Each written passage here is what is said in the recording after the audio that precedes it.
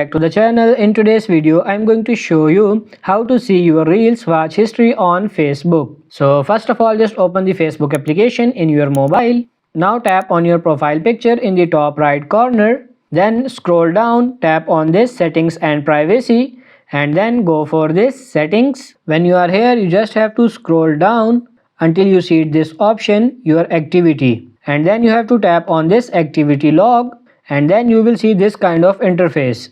You have to scroll down a little bit. Now tap on this your activity across Facebook and you can see these options here. You can see comments and reactions, messages, groups, reels, stories, events, everything here. You can simply tap on this reels option, tap on this your reels, and you will find all your reels here if you posted any. And if you go back, you can see these options here as well, audio that you saved, effect that you saved.